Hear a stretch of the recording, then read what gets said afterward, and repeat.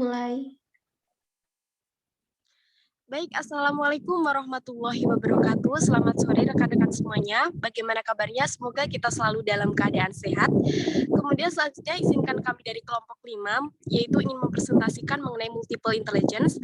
Namun sebelumnya akan saya perkenalkan terlebih dahulu anggota dari kelompok 5. Yang pertama ada Imas Purnawidianingsih, kemudian ada Katarina Juliangga, lalu kemudian ada Putri Azura Rizkiana, kemudian ada Nisa Hanifah, lalu ada Vicky Melihatul Iman, lalu kemudian ada saya sendiri, Raudhati Baiti, lalu kemudian ada Alfiana Rahmawati, dan ada Maya. Nah, mengenai topik pembahasan pada sore kali ini yaitu ada sejarah, pengertian, komponen, karakteristik, ciri-ciri, jenis-jenis, faktor-faktor, implikasi MI dalam pendidikan, dan pentingnya MI dalam pendidikan. Untuk topik pertama, saya persilahkan kepada rekan saya yang bertugas, saya persilahkan. Baik, terima kasih Raudhati Baiti. Untuk yang pertama kita akan membahas tentang sejarah multiple intelligence. Teori multiple intelligence ditemukan dan dikembangkan oleh Howard Gardner, seorang psikolog perkembangan dan profesor pendidikan dari Graduate School of Education di Harvard University, Amerika Serikat pada tahun 1983. Slide selanjutnya. Dan kemudian ada pengertian dari multiple intelligence. Multiple intelligence merupakan istilah atau teori dalam kajian tentang ilmu kecerdasan yang memiliki arti kecerdasan ganda atau kecerdasan majemuk.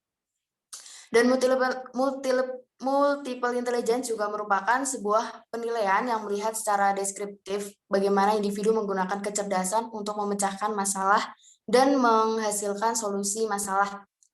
Dan selanjutnya, pendekatan ini merupakan alat untuk melihat bagaimana pikiran manusia mengoperasi dunia dan benda-benda konkret maupun hal-hal abstrak lainnya. Next.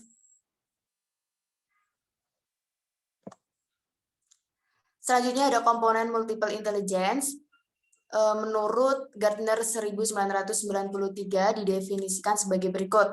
Yang pertama, ada kemampuan untuk menyelesaikan masalah. Dan kedua, ada kemampuan untuk menghasilkan persoalan-persoalan baru. Ketiga, ada kemampuan untuk menciptakan sesuatu atau menawarkan jasa yang akan menimbulkan penghargaan dalam budaya seseorang. Next.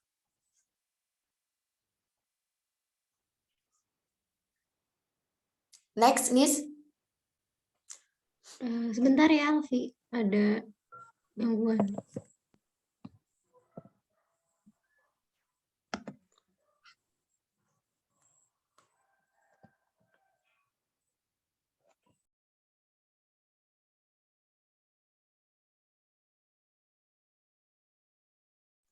Nah, berikutnya itu ada, mohon maaf.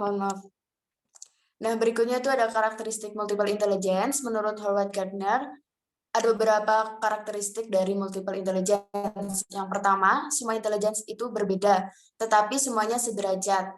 Yang kedua, semua kecerdasan dimiliki manusia dalam kadar yang tidak persis sama. Yang artinya itu kecerdasan berbeda-beda pada setiap individunya. Dan yang ketiga, terdapat banyak indikator kecerdasan dalam tiap-tiap kecerdasan.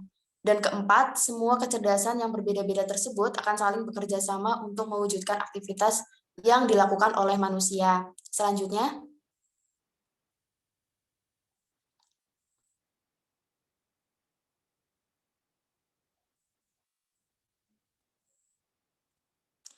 Selanjutnya ada semua jenis kecerdasan tersebut ditemukan di seluruh atau semua lintas kebudayaan di seluruh dunia dan kelompok usia. Dan yang nomor 6, ada tahap-tahap alami dari setiap kecerdasan dimiliki dengan kemampuan membuat pola dasar. Ketujuh, saat seseorang dewasa, kecerdasan diekspresikan melalui rentang pengerjaan profesi dan hobi. Dan yang terakhir, kemungkinan seseorang anak berada pada kondisi beresiko, sehingga apabila mereka tidak memperoleh bantuan khusus, mereka akan mengalami kegagalan dalam mengerjakan tugas-tugas tertentu. Selanjutnya ada ciri-ciri teori multiple intelligence yang akan dijelaskan oleh rekan saya. Baik, terima kasih, Alfi. Nah, saya akan menjelaskan mengenai ciri-ciri teori multiple intelligence. Seperti yang sudah dijelaskan oleh rekan saya sebelumnya, yaitu ada yang pertama, setiap orang itu memiliki semua kapasitas kecerdasan. Dan kemudian setiap orang itu dapat mengembangkan setiap kecerdasan sampai pada tingkat penguasaan yang memadai. Kemudian kecerdasan itu saling bekerja sama melalui cara yang kompleks. Dan kecerdasan selalu berinteraksi antara satu sama lain. Nah, Howard Gardner menunjukkan bahwa tiap-tiap kecerdasan itu memiliki ciri-ciri yang dapat dikategorikan ke dalam jenis kecerdasan tertentu, yaitu yang pertama ada verbal atau linguistic intelligence, di mana di sini dia itu peka terhadap bunyi, kemudian struktur, makna, fungsi kata, dan bahasa. Kemudian yang kedua yaitu ada logical atau mathematical intelligence. Nah, biasanya dia itu peka pada pola-pola yang logis, kemampuan mencerna pola-pola tersebut, termasuk numerik, serta mampu mengolah alur pemikiran yang panjang. Dan ada visual atau spatial intelligence. Nah, kepekaan mempersepsi dunia spasial, visual secara akurat, dan mentransformasi persepsi awal. Nah, materi selanjutnya akan dijelaskan oleh rekan saya.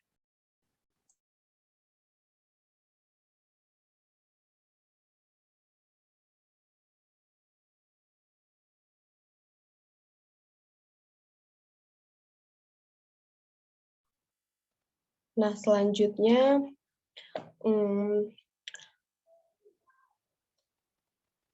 Howard Gardner menunjukkan bahwa tiap-tiap kecerdasan memiliki ciri-ciri yang dapat dikategorikan ke dalam satu jenis kecerdasan tertentu.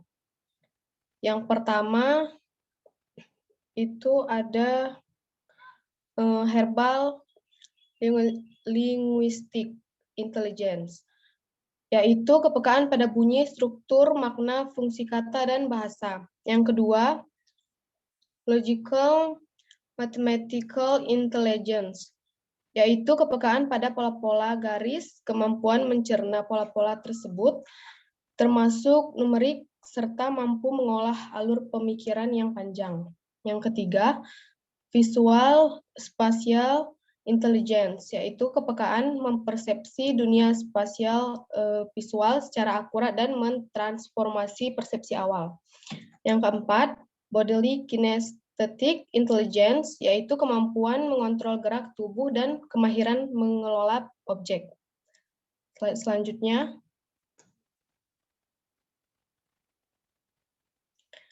Yang kelima, ada musical rhythmic intelligence, yaitu kemampuan menciptakan dan mengapresiasi irama pola, titi nada, dan warna nada. Yang keenam, interpersonal intelligence, atau kemampuan mencerna dan merespons secara tepat suasana hati, temperamen, motivasi, dan keinginan orang lain. Yang ketujuh, intrapersonal intelligence, yaitu kemampuan memahami perasaan sendiri dan kemampuan membedakan emosi. Yang terakhir, naturalist intelligence, yaitu keahlian membedakan anggota-anggota suatu spesies, mengenali eksistensi spesies lain, dan memetakan hubungan antara beberapa spesies, baik secara formal atau informal.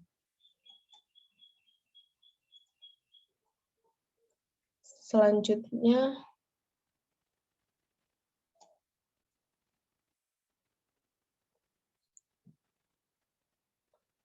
ke-9, maaf ya ini yang terakhir. 9 kecerdasan majemuk multiple intelligence. Maaf.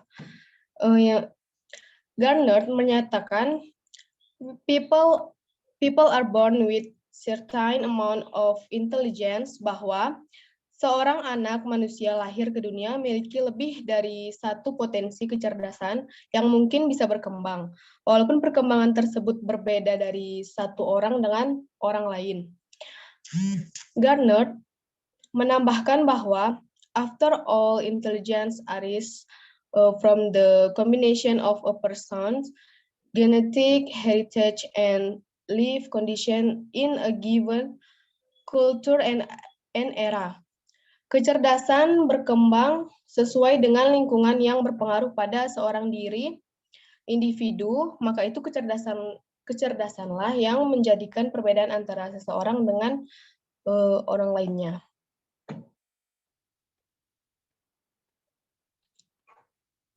Selanjutnya, Baik, bisa dilanjutkan oleh Imas. ya.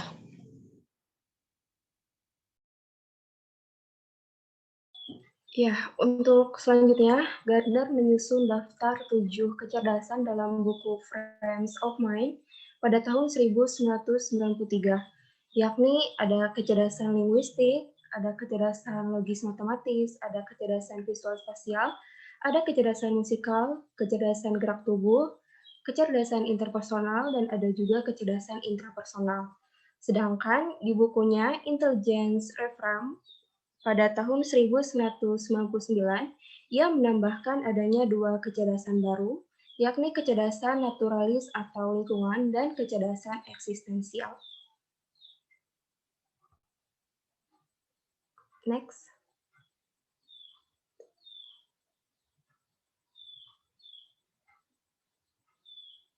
Nah, yang pertama ada kecerdasan verbal linguistik, di mana hal ini berkaitan erat dengan kata-kata, baik lisan maupun tertulis, beserta dengan aturan-aturannya. Cara belajar terbaik bagi anak-anak yang cerdas dalam verbal linguistik adalah dengan mengucapkan, mendengarkan, dan melihat tulisan. Cara terbaik memotivasi mereka adalah dengan mengajak mereka berbicara, menyediakan banyak buku, rekaman, serta menciptakan peluang mereka untuk menulis. Menurut Gardner, kecerdasan linguistik meledak pada awal masa kanak-kanak dan tetap bertahan hingga usia lanjut. Kaitannya dengan sistem neurologis, kecerdasan ini terletak pada otak bagian kiri dan lobus bagian depan. Kecerdasan linguistik dilambangkan dengan kata-kata, baik lambang primer maupun sekunder. Next.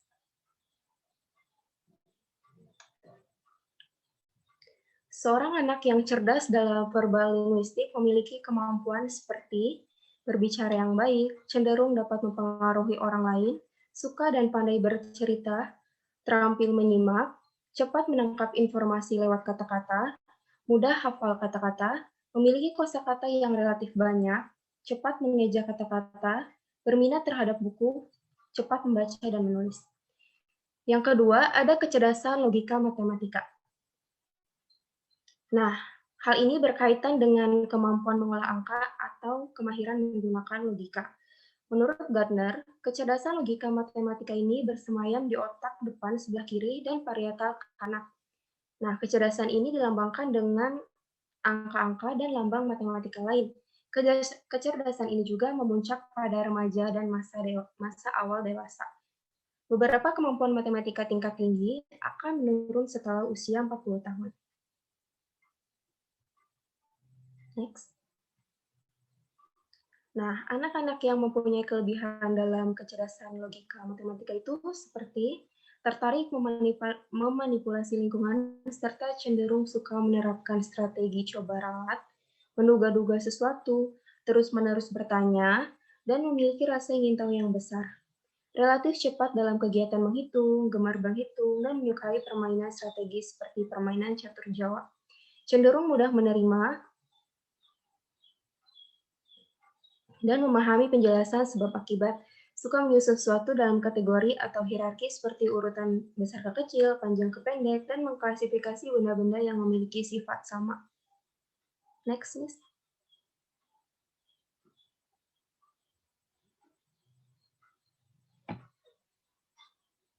Nah, selanjutnya ada kecerdasan visual spasial, di mana hal ini berkaitan dengan kemampuan menangkap warna, arah, dan ruang secara akurat, serta mengubah penangkapannya tersebut ke dalam bentuk lain seperti dekorasi,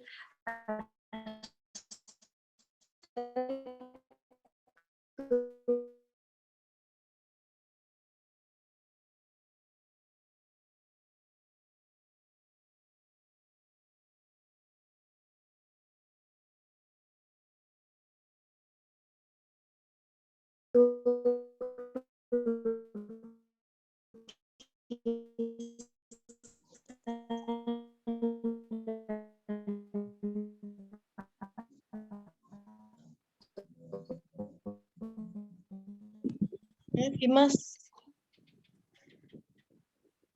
Baik rekan-rekan sekalian, sepertinya Imas sedang dalam jaringan.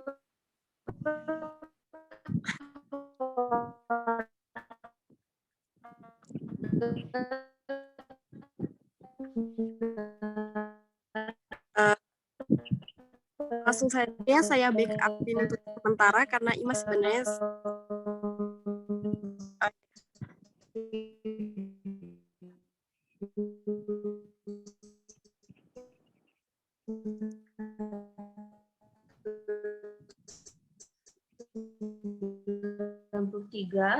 kecerdasan belakang hemisfer kanan. Kecerdasan ini berkaitan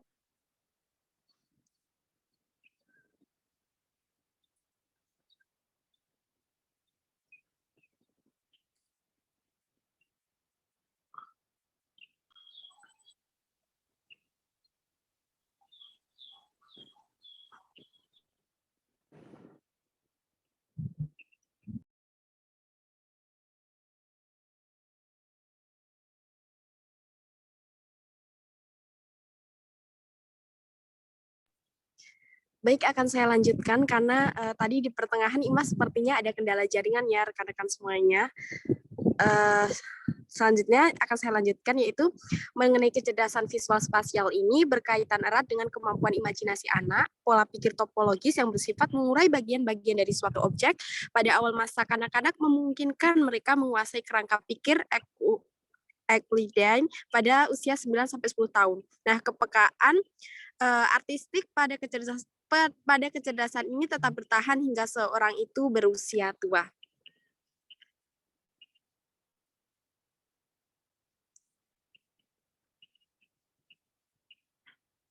Selanjutnya nih.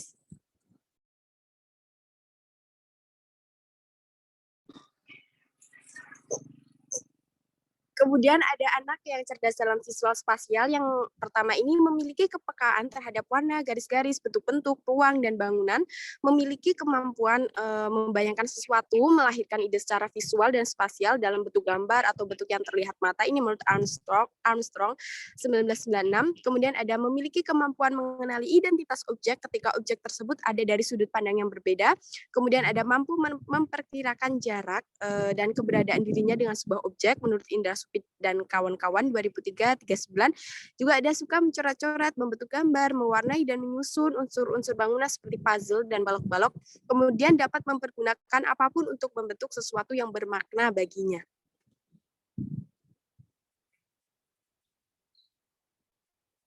Selanjutnya itu ada kecerdasan kinestetik. Nah, kecerdasan kinestetik ini berkaitan dengan kemampuan menggunakan gerak seluruh tubuh untuk mengekspresikan ide dan perasaannya serta keterampilan mempergunakan tangan untuk mencipta atau mengubah sesuatu. Kecerdasan ini meliputi kemampuan fisik yang spesifik seperti koordinasi, keseimbangan, keterampilan, kekuatan, kelenturan, kecepatan, dan keakuratan menerima rangsang, sentuhan, dan tekstur.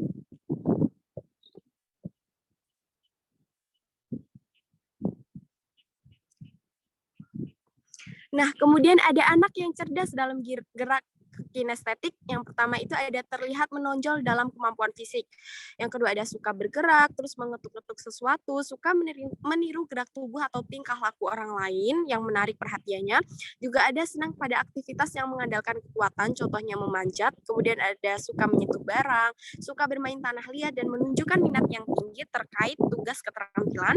Koordinasi tubuh yang baik, gerakan terlihat seimbang, luwes, dan cekatan, cepat menguasai gerakan motorik halus secara artistik, memiliki kemampuan menari.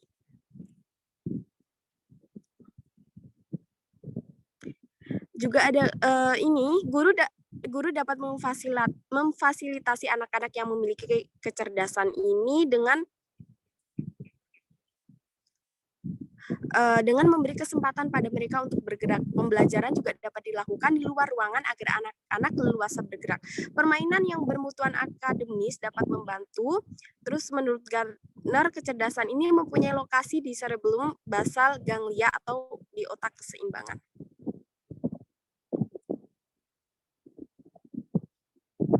Selanjutnya itu ada kecerdasan musikal. Nah, berkaitan dengan kemampuan menangkap bunyi-bunyi, membedakan, mengubah, dan mengekspresikan diri melalui bunyi-bunyi atau suara-suara yang bernada dan berirama. Menurut Gardner, musikal merupakan kecerdasan yang tumbuh paling awal dan muncul secara tidak terduga dibandingkan dengan bidang lain pada intelijensi manusia. Kecerdasan musikal juga mampu bertahan hingga tua. Kecerdasan musikal juga mempunyai lokasi di otak bagian kanan. Ini menurut Gardner 1993 dan Armstrong 1967.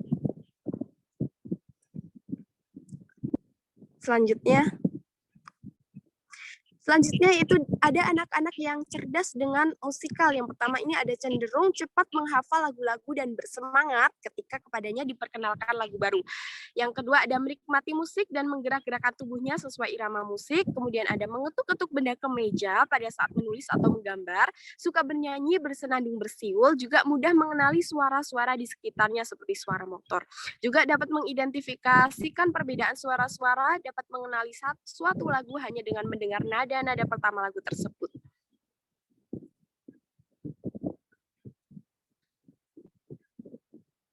Selanjutnya, nah ini ada kecerdasan interpersonal, mungkin rekan saya Imas mau menjelaskan kembali.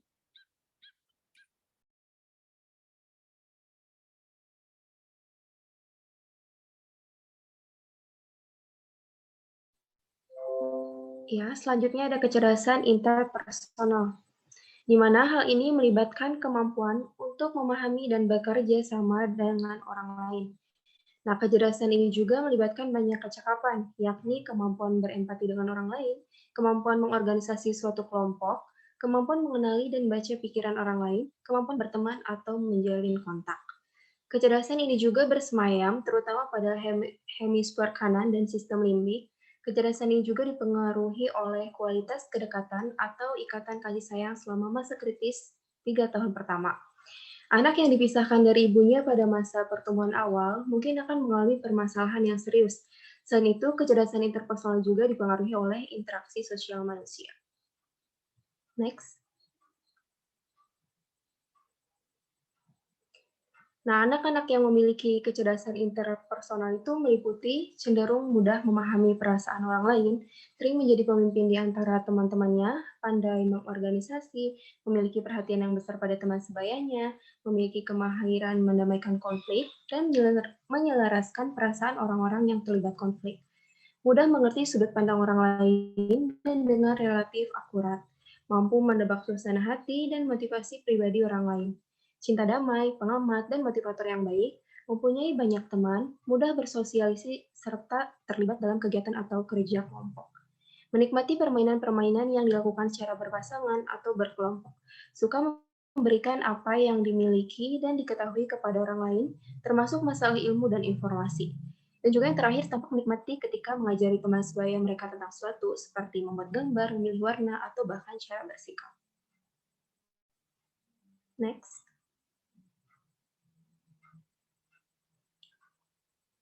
Oke, yang selanjutnya akan dijelaskan oleh Katarina.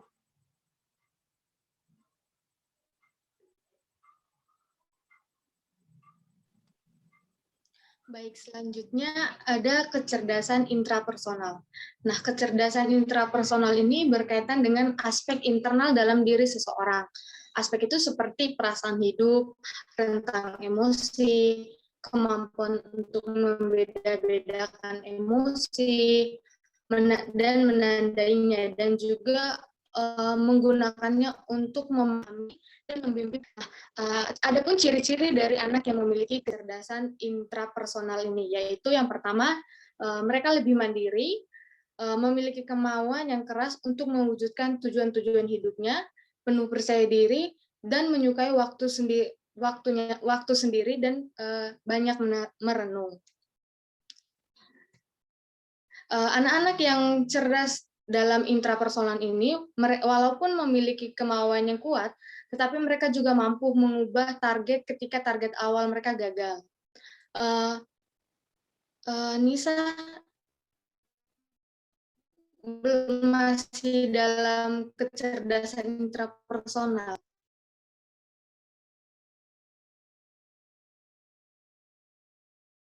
Baik, saya lanjutkan.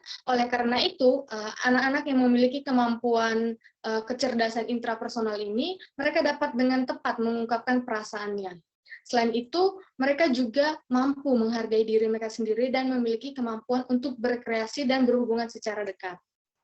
Nah, kecerdasan intrapersonal ini mempunyai tempat khusus di bagian otak bagian depan. Selanjutnya, kecerdasan next, Nisa.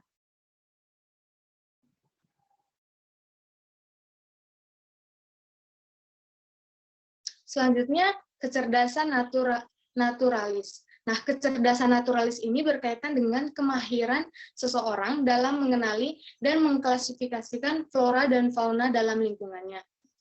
Kecerdasan ini juga berkaitan dengan kecintaan seseorang terhadap benda-benda alam, binatang, dan tumbuhan.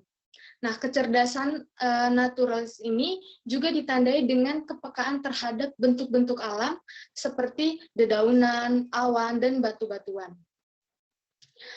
Ciri-ciri anak yang memiliki kecerdasan naturalisme ini yaitu menyukai dan berbaur dengan hewan-hewan dan alam. Yang berikutnya, mengikuti komunitas-komunitas pecinta hewan dan tumbuhan. Berikutnya, memiliki rasa peduli yang tinggi akan alam. Kecerdasan naturalisme ini dapat ditumbuhkan melalui berbagai cara, seperti mengajak anak-anak menikmati dan mengamati alam terbuka, seperti yang dilakukan pembelajaran yang dapat dilakukan di luar kelas. Dan juga dalam lingkungan kecilnya itu seperti melakukan investigasi dan juga eksperimen. Kecerdasan naturalisme ini juga berkaitan dengan wilayah otak yang peka terhadap sensori dan persepsi, dan bagian otak yang berkaitan dengan membedakan dan mengklasifikasikan sesuatu, dan letaknya pada otak bagian kiri. Selanjutnya ada kecerdasan eksistensial.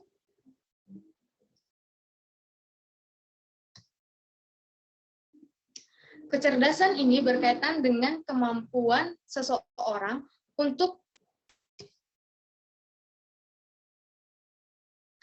menempatkan diri dalam suatu lingkup dengan makna hidup dan dengan makna pengalaman mendalam seperti cinta atau kesenian. Kemampuan merasakan, memimpikan, dan menjadi pemikir menyangkut hal-hal yang besar. Ciri-ciri anak yang memiliki kecerdasan eksistensial ini yaitu yang pertama, memiliki kesadaran yang tinggi akan hakikat suatu hal. Yang kedua, sering menanyakan berbagai hal yang mungkin saja diabaikan atau tidak dipikirkan oleh orang lain di seumurannya, yang sepantar dengan umurnya.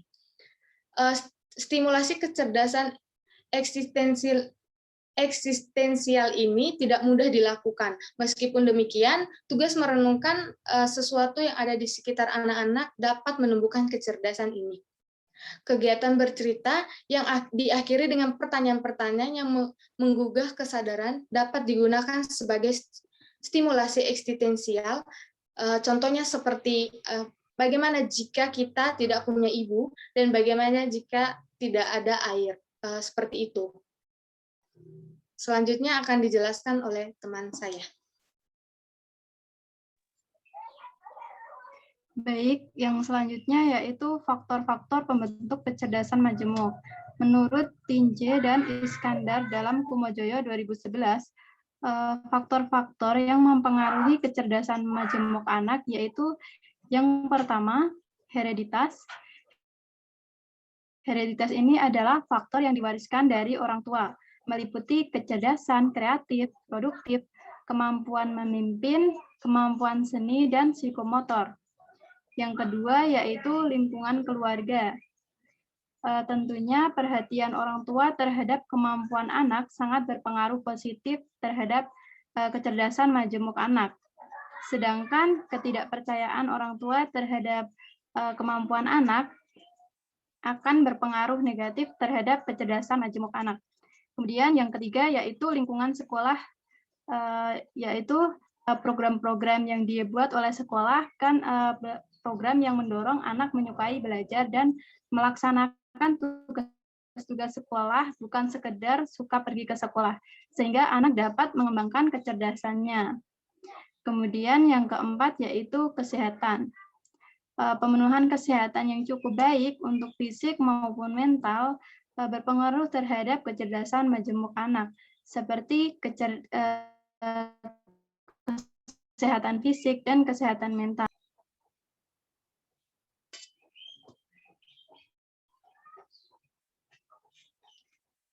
Kemudian menurut Bailey, faktor-faktor yang mempengaruhi kemampuan intelektual individu yaitu yang pertama, keturunan.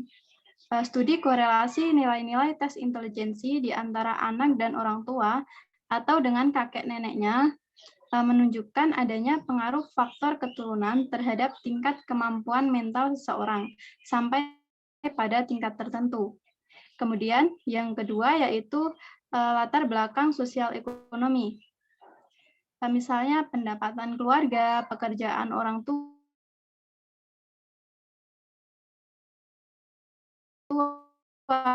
dan faktor-faktor sosial ekonomi lainnya berkorelasi positif dan mulai 3 tahun dengan remaja hidup. Lingkungan yang kurang baik akan menghasilkan kemampuan intelektual yang kurang baik pula. Lingkungan yang dinilai paling buruk bagi perkembangan intelijensi adalah misalnya panti-panti asuhan serta institusi lainnya, terutama bila anak ditempatkan di sana sejak awal kehidupannya. Kemudian yang terakhir yaitu yang keempat, kondisi fisik. Keadaan gizi yang kurang baik, kesehatan yang buruk, perkembangan fisik yang lambat, menyebabkan tingkat kemampuan mental yang rendah. Nah, kemudian yang terakhir ini, iklim emosi. Iklim emosi adalah di mana individu dibesarkan mempengaruhi perkembangan mental individu yang bersangkutan. Kemudian slide selanjutnya akan dijelaskan oleh rekan saya, Vicky.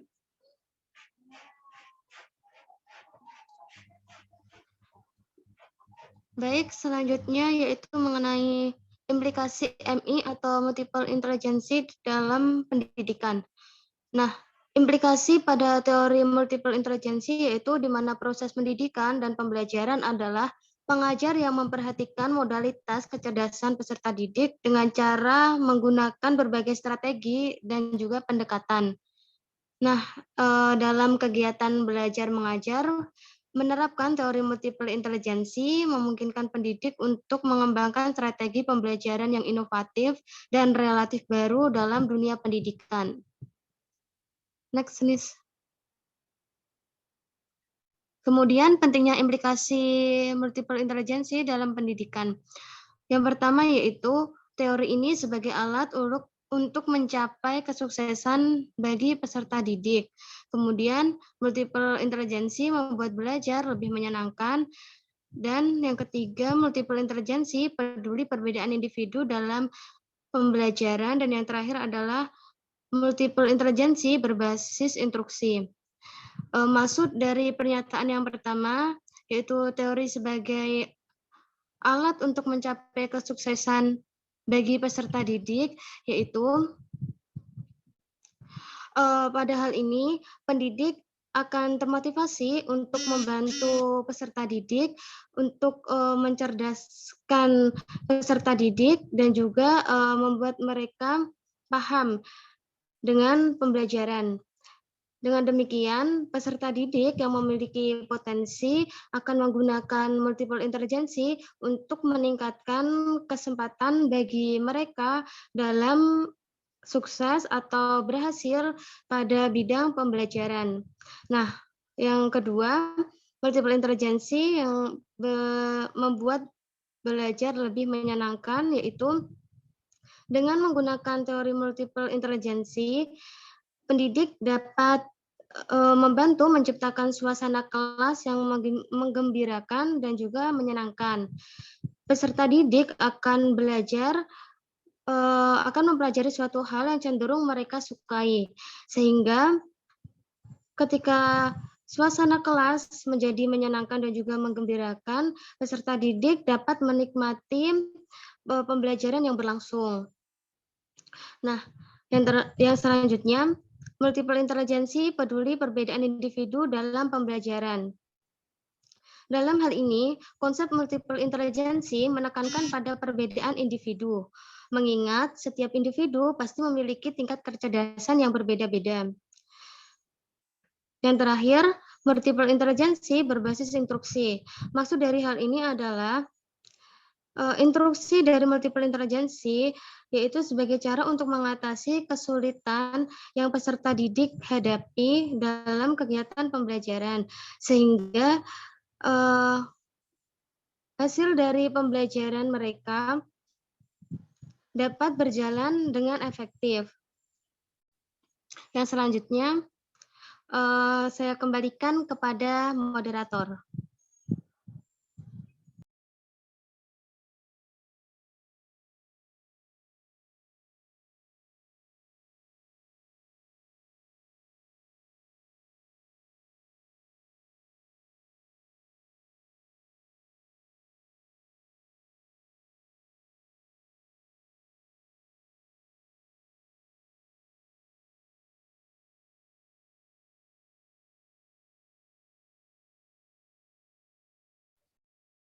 Baik, apakah moderator sudah memasuki room?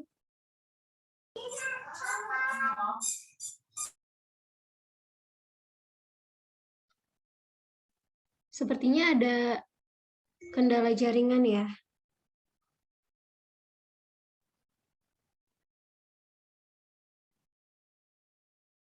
Langsung aja ditutup, Miss. Baiklah, sekian presentasi dari kelompok kami. Semoga bermanfaat bagi teman-teman semua. Kurang lebihnya kami mohon maaf. Wassalamualaikum warahmatullahi wabarakatuh.